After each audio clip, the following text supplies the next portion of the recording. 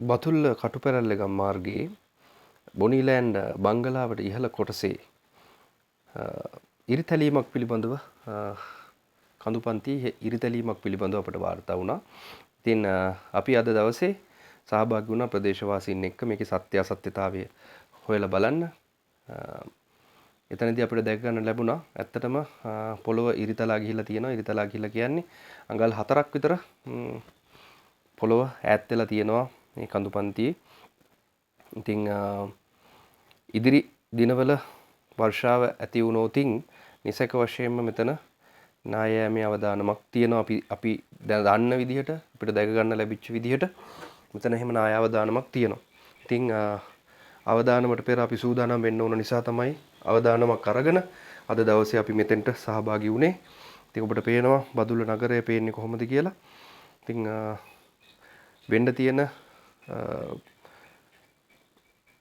ව්‍යසනයක් අපිට වළක්වා ගන්න පුළුවන් මේකට දැම්ම ක්‍රියාත්මක වුණොත්. ඉතින් අපි නිලධාරීන්ගෙන් සහ බලධාරීන්ගෙන් ඉල්ලනවා ඇවිල්ලා මේක බලලා මේකට හැකි ඉක්මනින් විසඳුමක් ලබා දෙන්න. මොකද ඉදිරියේදී වර්ෂාව ඇති වුණොත් නිසක වශයෙන්ම මෙතන නාය අවදානමක් ඇති වෙන්නට පුළුවන්. ඉතින් අපි කවුරුත් බය කරනවා නෙවෙයි. නමුත් අපි මේකට සූදානම් වෙන්න ඕන. අපි දැනත් මේක බලන්නට ගියේ ඒකයි. මොකද අපිටත් විවිධ කතා ආවා. ඉතින් ඒකයි අපි මේක බලන්නට ගියේ. ඉතින් අපි ඉල්ලීමක් කරනවා නිලධාරීන්ගෙන් සහ බලධාරීන්ගෙන් මේ සඳහා කඩිනමින් ක්‍රියාමාර්ගයක් ගන්න. මොකද මේ පැල්ම අඟල් 4ක් විතර තියෙනවා.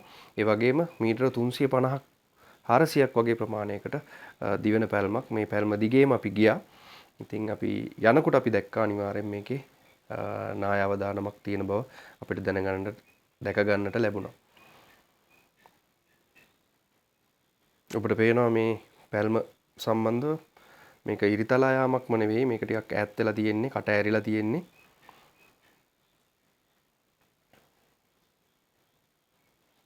ඒ නිසා මේකට කඩිනමින් අද හෙටම මේකට ක්‍රියාමාර්ග ගන්නට ඕන කියන තැන ඉඳලා තමයි අපි මේ වීඩියෝ පළ කරන්නේ.